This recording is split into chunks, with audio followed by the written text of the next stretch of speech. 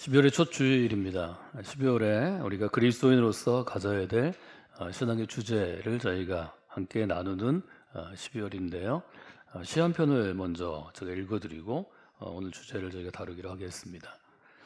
내가 오기로 한 그 자리에 내가 미리가 너를 기다리는 동안 다가오는 모든 발자국은 내 가슴에 쿵쿵거린다. 바스락거리는 나뭇잎 하나도 다 내게 온다.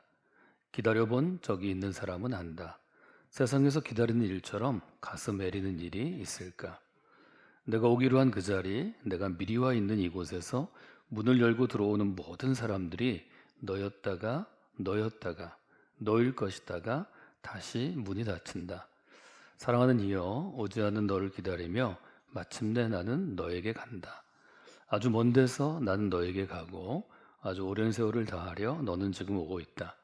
아주 먼 데서 지금도 천천히 오고 있는 너를 기다리는 동안 나도 가고 있다.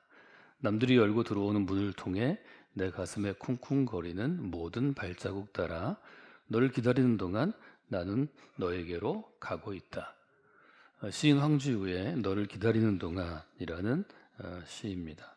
시를 읽어드린 이유는 중간에 있는 한 구절 때문입니다. 시인은 기다림에 대해서 이렇게 얘기합니다. 기다려본 적이 있는 사람은 안다. 저는 오늘 기다림에 대한 주제로 우리 12월 설교 주제를 시작할 텐데요. 기다림에 대해서 말로 설명하는 것은 큰 의미가 없을 것 같습니다. 누군가 기다려본 사람이 기다림이 무엇인지 말로는 딱 꼬집어 설명할 수 없지만 기다리는 사람이 갖고 있는 어떤 마음, 생각, 감정, 또 상황들 이런 것들을 느낄 수 있습니다. 그저 문을 열고 쿵쿵거리는 발자국이 내가 기다리는 그 사람이 오는 것 같은 그러한 마음의 충격들이 고스란히 시에 남아있는 것을 우리가 보게 됩니다.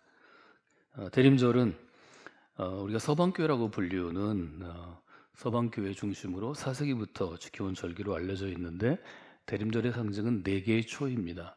성탄을 기다리는 4주간 동안 4자루의 초를 밝혀가면서 한 주 한 주 성탄을 기다리는, 그래서 기다림 끝에 맞이하는 성탄의 의미를 생각하는 교회력에 있어서 교회 달력으로 굉장히 중요한 절기입니다. 기다려본 적이 있는 사람은 기다림에 대해서 안다고 말할 수 있겠습니다. 신앙이란 하나님을 알아가는 것이고 신앙은 하나님을 아는, 또 하나님의 선택을 받은 사람으로 살아가는 것입니다.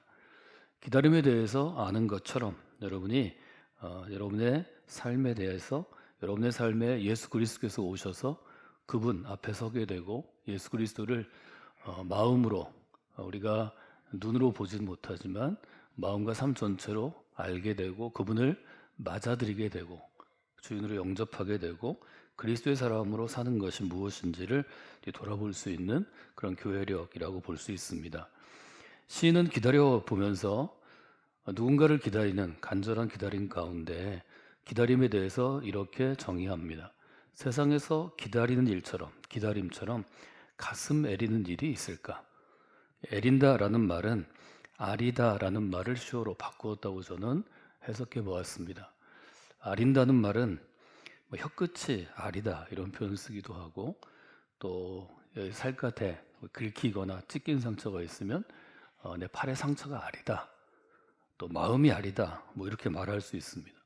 기본적으로 기다림은 누군가를 기다리거나 아니면 무엇을 기다리거나 또 무슨 일을 기다려본 사람은 기다리는 시간 자체가 혀끝이 아리듯이 또 찢긴 상처가 아리듯이 마음이 긁혀서 아린 것처럼 상당히 쓰리고 고통스러운 시간들을 사실은 갖게 됩니다.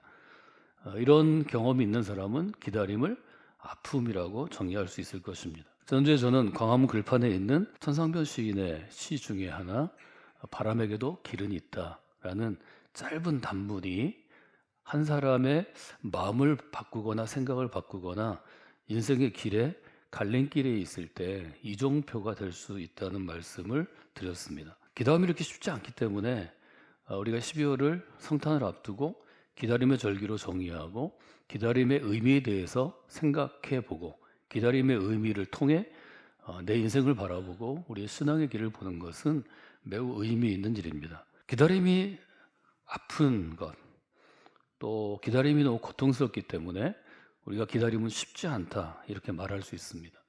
기다림이 쉬운 사람은 아마 기다리지 않기 때문일 것입니다. 말로는 기다린다고 해도 기다림이 쉽다고 얘기할 수 있는 사람은 그 기다림이 간절하지 않기 때문일 것입니다. 바람에게도 길이 있는 것처럼, 길은 언제나 어디에나 있는 것처럼 우리가 살아가는 인생이 누구에게 길을 열어줄까요?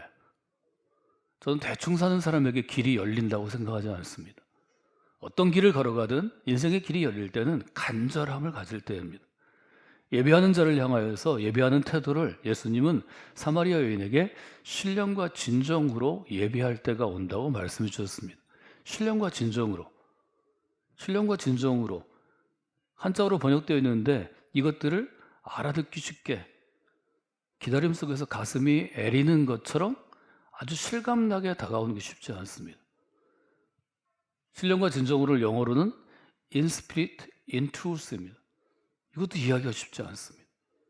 신령과 진정으로를 저는 간절함이라고 생각합니다. 내 마음의 간절함, 내 삶의 간절함, 내 영혼의 간절함으로 하나님께 나아가는 것이 소위 말해서 예배의 성공 요소입니다. 진정한 예배가 되기 위해서, 살아있는 예배가 되기 위해서 그렇다는 거죠. 왜 기다림이 교회의 중요한 절기인 대림점의 키워드가 됐을까? 그것은 성경이 기다림을 아는 사람들의 스토리이기 때문입니다. 처음 책 창세기에서 우리는 아브라함을 만납니다. 이삭을 만납니다. 야곱을 만납니다. 마지막으로 요셉을 만납니다. 이 사람들을 우리가 족장이라고 부르는데 그것은 이스라엘이라고 불리우는 한 민족을 이야기한다면 이 민족을 가능케 했던 씨앗과 같은 존재이기 때문입니다. 아브라함의 삶은 어떤 것인가요? 아브라함의 삶은 하나님의 약속을 믿는 삶이었습니다. 하나님이 그 약속을, 하나님이 행하신 약속을 이루어 가실 것을 믿고 기다리는 삶이었습니다. 그러므로 아브라함의 삶을 관통하는 큰 주제는 믿음이라고 우리가 쉽게 얘기하겠지만 믿음을 제외하고 다른 언어로, 다른 단어로 아브라함의 삶을 우리가 정의한다면 기다림이라고 정의할 수 있을 것입니다. 아브라함의 믿음에 대해서 히브리서 11장은 우리가 믿음장이라고 불리는 히브리서는 신약의 관점에서 믿음을 어떻게 정의하는가 하면 믿음으로 아브라함은 부르심을 받았을 때 순종하여 장래의 유업으로 받을 땅에 나아갈새 갈 바를 알지 못하고 나갔다고 표현합니다. 믿음으로 받은 땅이 있는데 어디에 있는지 얼마나 가야 되는지 알지 못하는데 갈 바를 알지 못하고 이루어 가실 것, 하나님이 약속을 믿고 기다리며 그 길을 걸어갔다는 것입니다. 눈에 보이지 않는데 기다린다는 것이 얼마나 고통스러운 거예요. 언제 이루어질지 모르는데 기다린다는 것이 얼마나 고통스러운 거예요. 그런데 하나님은 그 고통을 면제하지 않으십니다. 신약 시대로 와서 예수님 당시에 유대인들은 어떠했나요? 예수님 당시 유대인들은 메시아를 기다렸습니다. 메시아 대망론이 있습니다. 메시아께서 오시면 모든 일이 해결되리라. 우리가 다윗 왕국의 남왕국과 북왕국으로 나누어지고 망하고 포로기가 있고 우리가 로마 제국 가운데 억압 가운데 있는데 메시아가 오시면 하나님이 구원의 왕을 보내주시면 우리가 강력한 이스라엘을 다윗 시대처럼 다시 한번 만들 수 있을 것이다. 이것이 경건한 유대인들이 품고 있던 소망이고 기대였습니다. 말하자면 그들은 기다림 가운데 있었던 거죠. 오늘 저희가 함께 읽은 마태복음 2장은 앞부분인데요. 앞부분 중에 이런 구절이 있습니다. 왕이 모든 대제사장과 백성의 서기관들을 모아 그리스도가 어디서 나겠느냐 물으니 5절 이르되 유대 베들레헴이오니 이는 선지자로 이렇게 기록된 바 또 유대 땅 베들레헴아 너는 유대 고을 중에 가장 작지 아니하도다. 내게서 한 다스리는 자가 나와서 내 백성 이스라엘의 목자가 되리라 하였음이니라. 이것은 복음서가 메시아에 대해서 예언한 미가서 5장 2절을 인용한 것입니다. 우리가 자주 부르는 찬송가 또 캐롤 중에 많은 사람들이 부르는 찬송이 105장입니다. 105장은 이렇게 시작합니다. 오랫동안 기다렸던 주님 강림하셔서 죄에 매인 백성들의 자유 얻게 하셨네. 주는 우리 소망이요 힘과 위로가 되시니 오래 기다리던 백성 많은 복을 받겠네. 영어 가사로 영어로 된 찬양인데요. 영어의 제목이 Come, So Long Expected Jesus입니다. 오소서, 오랫동안 기다렸던 예수님 오소서. 예수님이 오시기를 이제 기다리는 그런 제목입니다. 예수님 당시 유대인들이 얼마나 오랫동안 메시아를 기다렸는지를 알 수 있고, 복음서는 유대인들이 기다리던 그 메시아가 바로 베들레헴에서 탄생하신 아기 예수님이라고 분명하게 증언하는 것이 지금 우리가 함께 읽은 마태복음 2장의 분명한 메시지입니다. 6절에 보면 미가서 5장을 인용하면서 마태복음은 미가서 그대로 인용하기보다는 조금 변형을 했는데요. 미가서 5장 2절에는 베들레헴 에브라다야 너는 유다 족속 쪽에 작을지라도 이스라엘을 다스릴 자가 내게서 내게로 나올 것이라. 그의 근본은 상고의 영원에 있느니라. 이렇게 기록되어 있습니다. 여기서 강조하는 것은 베들레헴이 아주 작은 고을이라는 것입니다. 미가서 당시에 최소의 행정구역이 인구가 1000명이었다고 그러는데 베들레헴은 1000명이 되지 않는 몇백 명 정도의 작은 촌락입니다. 네, 마태복음 뭘 강조하냐면 메시아라는 위대한 구원자가 탄생한 마을이 매우 중요한 마을인데 작은 마을이었다는 걸 강조합니다. 2장 6절에 보면 내게서 한 다스리는 자가 나와. 여기 다스리는 자는 말하자면 지배자, 통치자입니다. 왕을 의미합니다. 내 백성 이스라엘의 목자가 되리라. 목자가 된다는 것은 정치적인 왕이 아니라 영적인 리더십이 된다는 거죠. 시편 23편의 말씀처럼 하나님께서 우리의 목자가 되시고 이스라엘 백성들이 그 목자의 양이 되는 것처럼 예수님께서 선한 목자가 되시고 우리는 그의 양인 것처럼 이것은 사실은 다윗을 지칭하는 시편의 아주 특정한 단어이고 은유라고 볼 수 있습니다. 여기서 얘기하는 것은 베들레헴이 작은 마을이지만 이스라엘을 다스릴 자가 태어나기 때문에 우리가 무시해서는 안 되는 존재라는 거죠. 작은 마을은 우리가 무시합니다. 사람도 작은 사람은 우리가 무시합니다. 큰 도시는 무시하지 않습니다. 보기에 큰 사람도 우리가 무시하지 않습니다. 미가서의 기록처럼 베들레헴은 아주 작은 고을이었지만 그러나 지금은 2000년이 지난 다음에는 베들레헴은 아주 세상에서 제일 잘 알려진 조그만 마을이 아니라 명소가 되었습니다. 12월 24일이 되면 베들레헴에 있는 예수님 탄생교회에서 광장에 수많은 사람들이 모여서 예수님 탄생의 기쁜 소식을 전하고 함께 나눕니다. 우리가 이렇게 표현할 수 있을 것 같습니다. 예수 그리스도가 태어난 마을은 결코 작지 않습니다. 베들레헴은 행정구역으로는 작은 마을이었지만 그곳에서 예수 그리스도가 태어나심으로 베들레헴이라는 마을이 갖고 있는 의미를 바꾸게 됐다는 거죠. 바꿔 얘기하면 예수 그리스도가 있는 곳은 아주 작은 마을이라도 결코 작지 않습니다. 이렇게 바꿔 얘기할 수 있겠습니다. 이것을 뒤집어서 말하면 아무리 큰 도시라도 1000만 명의 인구가 있어도 예수 그리스도가 없는 곳은 큰 도시가 아닙니다. 큰 곳이 아닙니다. 사람에 비유하면 아무리 크게 보이는 사람도 예수 그리스도가 없으면 결코 크지 않습니다. 그러나 아무리 작아 보이는 사람도 그 안에 예수 그리스도가 있으면 결코 작은 사람이 아니라고 이야기할 수 있을 것입니다. 여러분의 삶에도 이 성탄의 의미, 베들레헴에서 탄생하신 미가서의 예언의 의미가 살아있는 그런 삶이 되시기를 원합니다. 여러분이 아무리 작은 사람이라도 여러분 안에 예수 그리스도가 있으면 여러분의 마음의 그릇에, 인생의 그릇에 그리스도라는 보배를 담고 있으면 그리스도의 크기만큼, 그리스도의 사이즈만큼 우리의 삶도 커지는 것입니다. 저는 그것을 세계를 품은 그리스도인이라고 여러분에게 정의해 드렸습니다. 예수 그리스도께서 이 땅에 오심으로 어떤 변화가 일어났나요? 히브리서 11장은 믿음에 대해서 이렇게 증언합니다. 믿음은 바라는 것들의 실상이고 보이지 않는 것들의 증거가 됩니다. 실상이라는 것은 뭘 의미하냐면 받침대가 된다, 그런 의미입니다. 제가 설교 원고와 성경을 이 받침대를 믿고 여기다 놓습니다. 만약 이 받침대 밑에 기둥이 있는데요, 기둥이 제기 역할을 잘 하지 못해서 좀 부실하고 현찮아서 이 무게를 견디지 못하면 바닥으로 떨어질 것입니다. 이 받침대를 제가 아무리 신뢰해도 받치고 있는 밑에 근거, 토대가 연약하면 제가 설교 중에 떨어진 원고를 주어야 할 것입니다. 아니, 그 전에 원고를 놓지 않을 것입니다. 우리 인생도 이 받침대가 분명해야 합니다. 내 삶의 근거가 분명해야 합니다. 믿음은 우리가 품고 있는 희망, 바라는 것, 기대하는 것, 기다리는 것에 근거가 된다. 이런 의미를 우리가 히브리서 11장에서 이야기할 수 있겠습니다. 사람이 살아가면서 희망이 없는 상황이 있습니다. 지난주는 길이 끊기고 길이 보이지 않는 것과 우리가 함께 나누었습니다. 그때를 우리가 절망스럽다 이렇게 표현합니다. 절망이란 어떤 것인가요? 꿈이 없는 것입니다. 절망이란 꿈이 없고 또 그 절망을 느끼는 사람에게는, 절망스러운 사람에게는 꿈꾸지 않는 것이 특징입니다. 꿈이 아예 사라졌거나 없거나 꿈을 꾸지 않는 것입니다.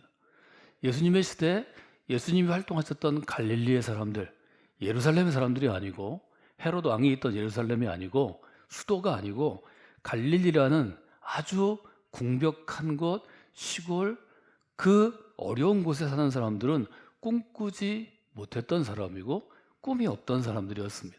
예수님이 그 갈릴리 가운데 오셔서 하나님의 나라를 선포하시고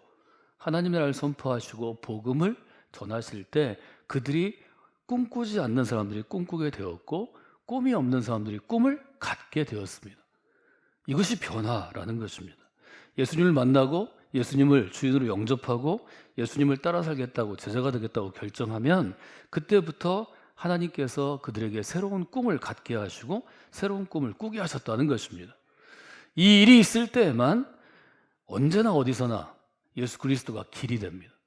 그래서 예수님을 만나도 새로운 꿈을 꾸지 못하고 예수님을 만나도 꿈이 없는 상태로 살아간다면 그것은 복음이 아닙니다.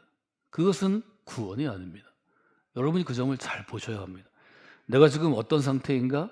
나는 과연 절망의 상태인가? 희망의 상태인가? 예수님을 만난 나에게 어떤 변화가 있는가? 믿음으로 품는 기다림이 이런 역사를 가능하게 한다고 성경은 우리에게 증언하고 있는 것입니다. 기다림에 대해서 여러 이야기들을 우리가 나눌 수 있는데 저는 한 시인의 이야기를 기억합니다. 이 시인은 예수님을 잘 믿던 어머님 밑에서 크게 되었는데 아주 어머님이 교회를 천시절부터 나가서 아이들을 믿음 안에서 키우기 위해서 노력했습니다. 나중에 나이가 들은 다음에 이 시인이 기억하는 건 크리스마스인데 새벽송을 놀던 기억입니다. 크리스마스가 되면 여러 행사가 있고 새벽송을 도는데 새벽송은 대개 자정 지나서 교회에서 국밥이나 떡국을 끓여 먹고 새벽에 나가서 우리가 새벽송이라고 그럽니다. 근데 어린아이들이 이 새벽송을 아주 기다립니다. 새벽송을 도는 건 저희 때는 좀 크면 되게 중고등학교부터 청년들이 주로 선거대원들하고 많이 다녔는데요. 어린아이들은 못 다니게 하죠. 그래서 시인이 어릴 때 집에서 새벽송이 오는 거 기다렸는데 기다리는 게 쉽지 않습니다. 새벽 2시나 3시, 또 먼 곳에 있으면 새벽 4시에 가게 되는데 아이가 잠이 들면 이제 엄마가 이 아이를 안고 잘 때도 있고, 잠들었는데 동네에 개들이 짖고 또 기쁘다고 우주 오셨네, 맹성 맞으라 이런 찬양을 부르면 새벽송인 줄 알고 깨게 된다는 거죠. 깨면 서로 인사하고 또 찬양을 듣고 그때 과자 주머니 준비했다가 어머니가 주면 어머니도 그 성산을 따라서 마을에 새벽송을 돌았는데 그때 이 꼬마가 이제 초를 갈아 끼우고 새벽송을 같이 돌게 되었답니다. 그 기억이 성인이 돼서는 사라졌는데 이제 이 시인이 커서 군대에 가게 되었습니다. 1971년 크리스마스 때였는데 군인교회 군종사병으로 이 시인이 근무하게 됐습니다. 군대에서 만난 처음 크리스마스인데 그때 그가 섬기던 군목이 우리 부대에서 성탄절을 맞는 병사들을 위해서 부대에서 새벽송을 돌자고 제의를 했습니다. 그래서 성가대원들, 군인교회 성가대원들 지원을 받고 차량 지원을 요청하고 또 크림빵을 사고 그때는 커피가 없을 때였던 것 같아요. 보리차를 끓여가지고 그 부대가 하나가 아니잖아요. 군인교회에 속해 있는 여러 부대를 새벽송을 돌게 되었답니다. 전방의 날씨가 강원도 깊은 곳이기 때문에 지금만 해도 영하 10도 이렇게 됩니다.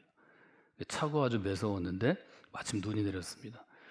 성가대원들 왔던 병사들이 일제히 눈이 오니까 탄성을 부르고 일일이 보초 두고 있는 초소를 돌아다니면서 빵 주고 보리차 주전자에서 차를 주고 또 기도해주고, 밤에 보초 쓰고 있는 것이 굉장히 외롭기도 하고 춥기도 하고 어렵죠. 그렇게 돌아왔는데 모두 아주 기쁨이 있었습니다. 이제 목사님이 또 예하 부대를 좀 갔으면 좋겠다 이렇게 해서 내무반이 지금 생활관인데 생활관이 있는 부대를 몇 곳을 다니게 됐습니다. 그 생활관에 들어갔을 때 이제 불침범이 있잖아요. 불침범이 조그만 투리를 만들어 놓고 불침범이 있고 다른 병사들은 잠들어 있는데 이 성가대원들이 군인들로 구성된 성가대원들이 조그맣게 찬양을 부르고 또 메리 크리스마스 했는데 자는 줄 알았던 병사들이 누운 채로 메리 크리스마스하고 크게 반응을 해줬다고 합니다.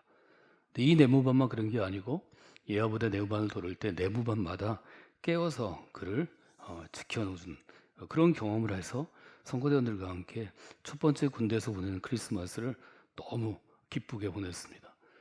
군인교로 돌아와서 성탄 예배를 봐야 되니까 난로에 연탄을 갈아놓고 있을 때 그 당시에 이제 전보가 있었는데 오토바이를 타고 온 우편 배달부가 전보를 전해줬습니다.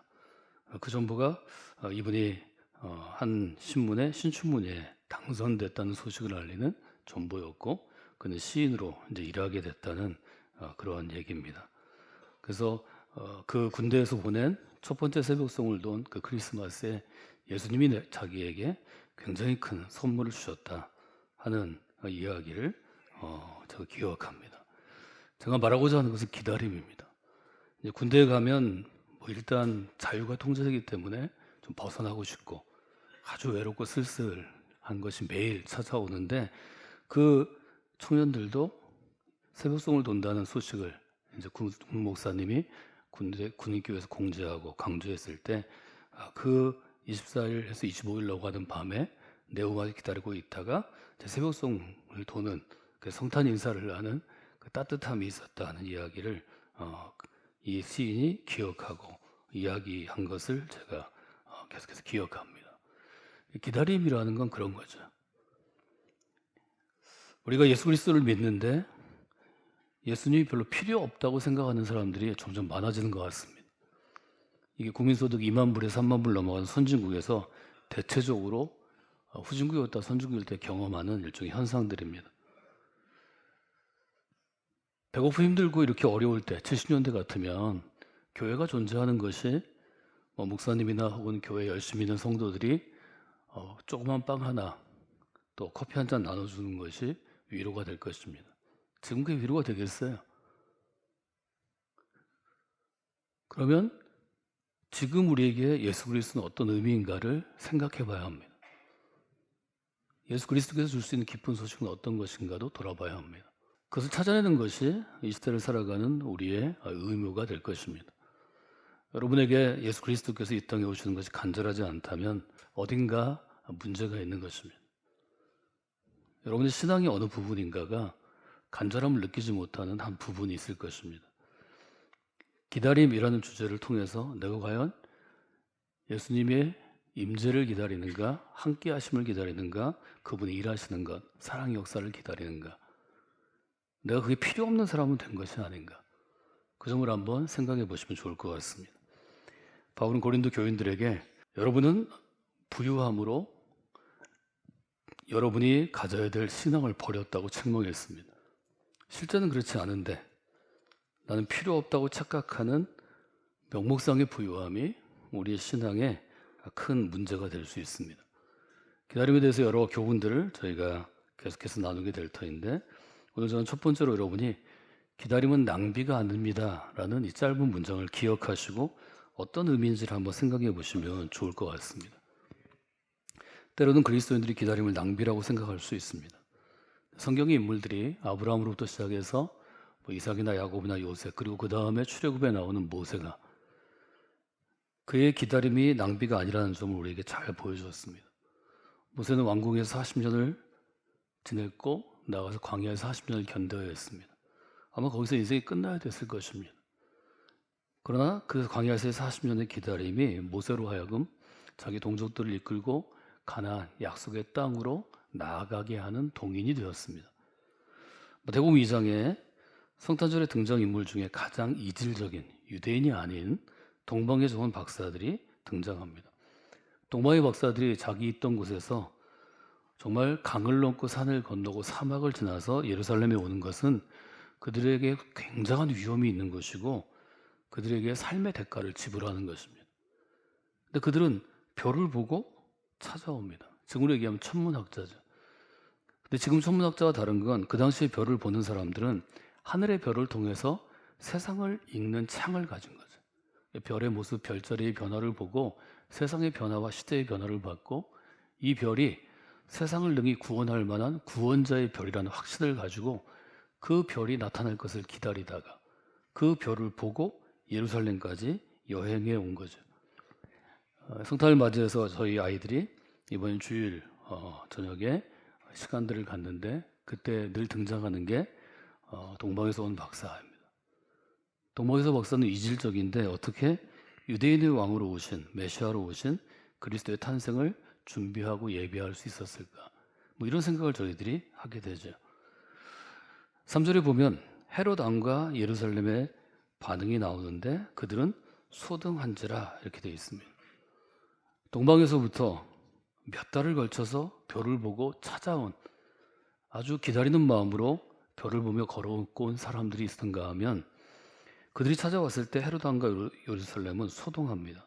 소동하는 것은 동요하고 선동하고 고민하는 것을 표현한 단어입니다. 말하자면 헤롯은 메시아 탄생을 기다린 사람이 아니었습니다. 그가 왕이었으니까요.